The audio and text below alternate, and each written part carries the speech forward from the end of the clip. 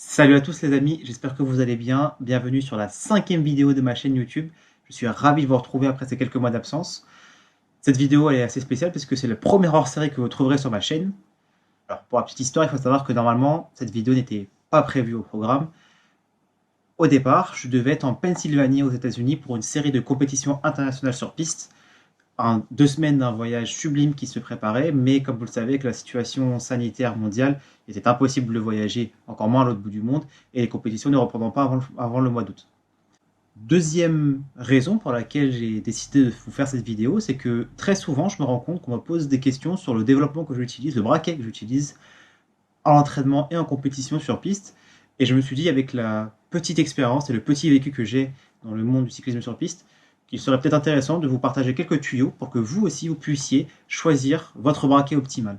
Alors, contrairement aux autres vidéos, on ne se retrouvera pas en fin de vidéo, on va se retrouver tout au long de la vidéo et on va, point par point, essayer de comprendre comment on choisit son développement sur la piste. Parce que je pense que vous le savez, les caractéristiques d'un vélo de piste sont complètement différentes de celles d'un vélo de route. Et on va pouvoir le voir tout au long de cette vidéo. On se retrouve tout de suite, non pas dans mon bureau, mais dans le jardin, pour voir mon vélo de route, mon vélo de piste. Et tout au long de la vidéo, on va essayer de comprendre un peu comment ça fonctionne, comment tout ça fonctionne et comment on choisit son développement sur la piste. Alors si on s'intéresse d'abord à mon vélo de route, pour le voir ici sur les images, il y a le pédalier avec deux plateaux, le grand ici et le petit. Le grand plateau est un 53 dents et le petit plateau est un 39 dents. Ce pédalier est relié ensuite par la chaîne à la cassette avec 11 pignons. Le plus grand pignon que vous allez voir en image juste ici est un 26 dents, voilà, il est juste là. Et le plus petit pignon est à 11 dents. Il y a donc 11 vitesses.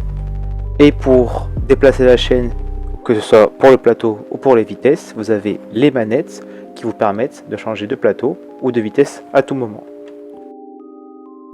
Pour le vélo de piste, c'est à la fois plus simple et plus compliqué. Déjà, il n'y a plus de manette, pas de frein, pas de vitesse et pas de changement de plateau possible. Tout se passe donc ici au niveau du pédalier et au niveau de la roue arrière. Il y a un seul plateau, c'est un système monoplateau de rétropédalage avec donc un seul pignon relié par la chaîne. Plus de dérailleur pour relier le plateau au pignon, c'est une transmission directe. Par contre, si votre choix de braquet est mauvais, il est impossible une fois que vous montez en piste de le changer.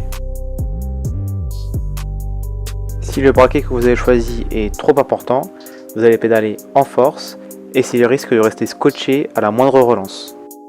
A l'inverse, si le braquet que vous utilisez est trop petit, vous serez alors en survélocité et vous allez perdre en efficacité. C'est bien beau tout ça, hein, mais finalement, ça ne répond pas à la question du départ. La question de départ, c'est comment on choisit son braquet idéal. Pour ça, pour répondre à cette question, en fait, c'est plus compliqué que ça. Je ne vais pas vous donner la formule magique. Mais il y a 3 choses à prendre en compte. Il y a vous-même, le coureur que vous êtes, le matériel que vous avez à votre disposition et les caractéristiques de la piste. On va voir la première tout de suite ensemble, c'est-à-dire vous-même. Déjà, il faut prendre en compte plusieurs choses lorsqu'on analyse le coureur que l'on est. Quelle est ma pratique? Est-ce que je pratique la piste juste pour le plaisir à l'entraînement? Est-ce que je suis là pour préparer ma saison sur route? Est-ce que je suis là vraiment pour performer sur piste? Et ça dépend aussi de la discipline. Est-ce que vous êtes un sprinter, comme un Grégory Boger, un Michael D'Almeida, un Lavressen, champion du monde en titre de vitesse individuelle, pardon? Ou est-ce que vous êtes un coureur d'endurance? Vous faites de la poursuite individuelle, de la poursuite par équipe, des courses en peloton. En fonction de ce que je viens de dire, les braquets déjà vont être différents. Parce que Lavressen, le Hollandais, ne met pas du tout le même braquet que Volkakis, le Grec, qui lui fait des courses de peloton. Et pourtant, ils ont des profils similaires, ils ont des musculatures similaires. Mais puisqu'ils ne participent pas aux mêmes compétitions, forcément leurs braquets sont différents. Donc, déjà, la première étape, c'est de voir quel est votre lien avec la piste. Est-ce que vous êtes là pour faire plaisir, pour vous entraîner, ou est-ce que vous voulez faire de la compétition? Et ensuite, quel type de compétition vous allez faire? On distingue deux types de compétitions sur piste, les courses d'endurance, pour la plupart des courses en peloton, je pense que vous l'avez vu sur les premières vidéos, et les courses plutôt typées sprint avec par exemple le Keirin comme on peut le voir sur les images. Ensuite, cela va dépendre de votre niveau de forme et d'entraînement. Forcément, si vous avez un entraînement très régulier, que vous êtes un coureur élite, vous allez pouvoir utiliser un développement plus important qu'un coureur, je dirais, avec un niveau un peu moins important, ou alors parce qu'il a tout simplement moins le temps de s'entraîner, par le travail, la famille, etc. Troisième chose importante à prendre en compte, ce sont vos forces et vos faiblesses. Est-ce que vous êtes un coureur très puissant qui est capable d'emmener beaucoup de braquets avec beaucoup de force? Ou est-ce qu'au contraire, vous êtes un coureur qui est très souple, très véloce, qui a besoin de tourner beaucoup les jambes pour s'exprimer comme il le faut? L'évolution des braquets a été très importante ces dernières années. On peut le voir en faisant un comparatif entre Chris Hoy, une des légendes de notre sport, pour le kilomètre, pour lequel il utilisait un braquet de 51,14 lorsqu'il a battu son record du Commonwealth, et Matthew Glatzer, le premier homme à être passé sous la minute au niveau de la mer pour la même discipline, en l'occurrence en 2018. Et vous pouvez voir sur les images, le braquet utilisé est beaucoup plus important. Ce n'est pas du tout la même façon de penser ce sport. Est-ce que vous aimez les à-coups ou est-ce que vous êtes un coureur plus linéaire? Est-ce que votre coup de pédale est saccadé ou est-ce qu'il est plus fluide? Est-ce que vous pédalez rond? Les connaisseurs apprécieront et comprendront de quoi je parle. Tout ça doit être pris en compte dans le choix de votre braquet.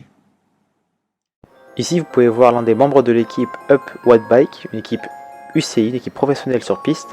C'est une équipe anglaise et la culture anglo-saxonne moderne de la piste a permis une démocratisation de l'utilisation des plus grands plateaux.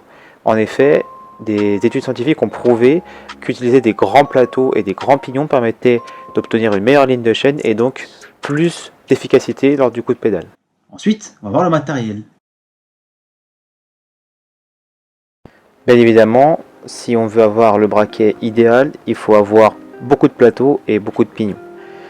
Plus vous aurez des plateaux et des pignons à disposition, et plus vous aurez la possibilité d'utiliser une combinaison différente en fonction des caractéristiques qu'on a pu voir et qu'on va continuer à voir tout au long de la vidéo. En l'occurrence, j'utilise des plateaux qui vont de 49 dents à 55 dents, et des pignons qui vont du 13 dents au 18 dents. Alors je n'utilise pas tous les plateaux et tous les pignons tout le temps, mais ça reste très utile que ce soit à l'entraînement ou en compétition. Malheureusement, on ne peut pas mettre tout et n'importe quoi sur son vélo de piste.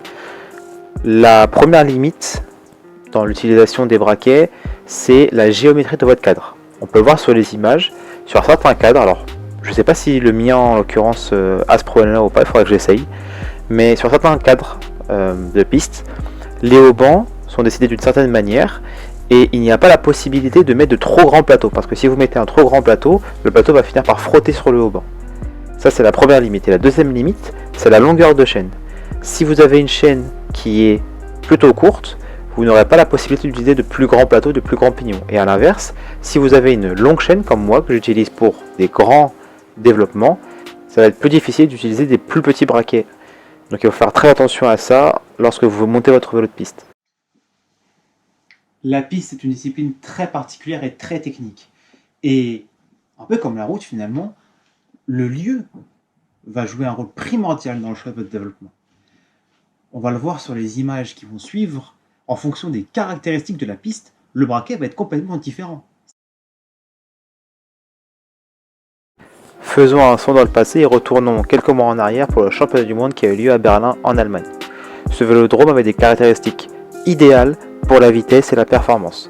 Une piste couverte bien évidemment, mais surtout un bois très rapide, une géométrie très particulière, des conditions météorologiques très intéressantes avec une pression faible, une température élevée. Tous ces éléments réunis faisaient de ce vélodrome une enceinte unique pour la vitesse et la performance, et la preuve en est avec tous les records du monde qui ont été battus. 2 mois avant ce championnat du monde avait lieu le championnat d'Afrique au Caire en Égypte. Et là, les conditions sont complètement différentes. Certes, la piste est en bois, elle développe également 250 mètres, mais comme vous le voyez, la piste n'est pas entièrement couverte. Le vent pénètre donc sur la piste, on se prend des rafales lorsqu'on roule sur ce bois, qui est pourtant très rapide. Le braquet va donc devoir être différent, il sera moins important qu'à Berlin, pour ne pas rester scotché dès que la première rafale de vent arrivera sur la piste.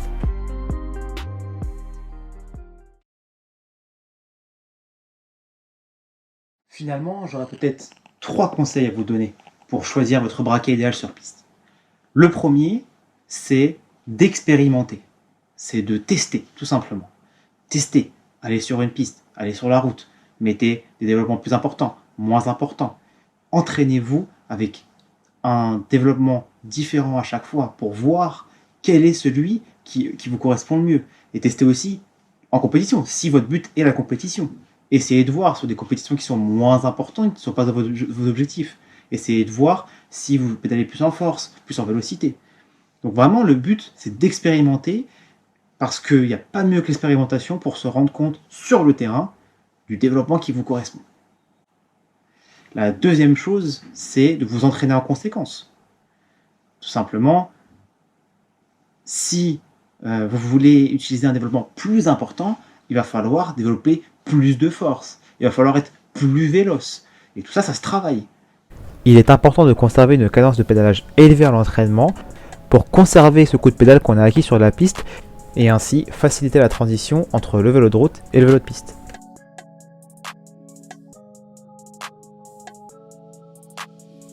C'est devenu la norme pour les coureurs sur piste, que ce soit en endurance ou en sprint. Les séances de musculation sont très importantes pour développer à la fois votre force, mais également votre explosivité. Et très régulièrement, j'effectue des séances de musculation et elles m'ont permis, au fur et à mesure du temps, de progresser et de pouvoir mettre des braquets plus importants et de gagner de la force, gagner de la vélocité, de l'explosivité, de la puissance. Le dernier conseil que je vous donnerai, c'est le suivant. Il n'y a pas de braquet idéal, il y a votre braquet idéal. Je reprends une phrase d'Enzo Fucra, mais c'est pas grave. C'est vrai en plus, il y a vraiment votre braquet idéal et optimal. Il n'y en a pas un seul en fait. Ça dépend surtout de vous. Pourquoi ? Parce qu'on a trop souvent tendance, et je me rends compte avec les questions qu'on me pose, à écouter un peu tout et n'importe quoi, tous les conseils qu'on entend, qu'on nous donne au vélodrome, en course, à l'entraînement. Tel coureur m'a dit, tel coach m'a dit. Un ancien va dire non, il faut mettre moins gros. Un autre va dire non, il faut mettre plus gros. J'ai entendu une fois, il faut mettre des plateaux impairs, des pignons pairs, des pignons impairs, la ligne de chaîne, etc. Il y a plein de choses qui se mélangent et finalement on est perdu dans ce méli-mélo d'informations. Donc vraiment le conseil que je peux vous donner, un des conseils que je peux vous donner, c'est d'essayer de prendre toutes les informations qui sont intéressantes, mais il ne faut pas s'en mêler les pinceaux. Parce que si vous écoutez toutes les informations à la fois, et bien à la fin, vous ne trouverez pas votre braquet idéal. À chaque fois, vous allez devoir changer. Oh non, c'est pas bon plateau. Oh non, c'est pas le bon pignon. Donc vraiment, essayez un minimum d'écouter ce qu'il y a autour de vous. Et c'est à vous de trouver votre braquet idéal. Ce ne sont pas les autres. Ce ne sont pas les autres qui vont vous imposer un braquet. C'est à vous de le trouver. Avant de conclure, je vais parler un peu de mon expérience personnelle. Parce que finalement, c'est le but de cette chaîne YouTube. C'est un peu de vous partager mes expériences, de vous partager mon parcours. Il faut savoir que lorsque je me suis mis vraiment sérieusement à la piste, je dirais de façon régulière tout au long de la saison hivernale, on était l'hiver 2014-2015, donc de novembre 2014 à février 2015. J'avais un vélo en aluminium avec des roues en aluminium et j'utilisais un développement de 49-14, c'est-à-dire un plateau de 49 dents et un pignon de 14 dents. Il y a quelques mois, et vous le verrez, ou vous le reverrez, je l'espère, sur la vidéo qui concerne le championnat du monde, également sur la vidéo sur la Coupe du Monde Hamilton au Canada, j'utilisais un développement de 55-14. Vous vous rendez compte ? 6 ans de différence entre 2015 et 2020. Pour arriver à ce développement-là, il a fallu du temps, de la pratique, de l'expérience et surtout beaucoup d'entraînement. Et ça, c'est aussi un des conseils que je pourrais vous donner. Si vous avez un développement en tête que vous souhaitez utiliser, entraînez-vous en conséquence pour pouvoir l'utiliser, au mieux, parce que on peut toujours mettre plus gros ou plus petit, mettre un braquet plus important ou moins important. Mais si on n'a pas travaillé les qualités nécessaires pour pouvoir l'utiliser comme il se doit, à la fin, on va se faire avoir et on va être plein de désillusions. Je l'ai compris dès la manche de Coupe du Monde Hamilton au Canada. Malgré des dizaines de séances avec le 55-14, la première course a été très spéciale pour moi. Il a fallu au moins une course pour pouvoir m'adapter avec ce braquet. C'est déjà la fin de cette vidéo, j'espère de tout cœur qu'elle vous aura plu. Si c'est le cas, bien évidemment, on n'oublie pas de liker, de partager, de commenter et de vous abonner. On active les cloches pour les notifications. Je vous donne également rendez-vous sur ma page Facebook, Yacine Chalel, sur mon compte Instagram, Yacine Chalel officiel, sur mon compte YouTube. Vous pouvez, en description, soutenir cette chaîne YouTube en regardant gratuitement des publicités. Dès que les compétitions vont reprendre, on va aller dans tous les sens. On va voyager et je l'espère, on va performer. Merci à toutes et à tous d'avoir vu cette vidéo. Je vous dis à très vite. Restez forts les amis. Salut.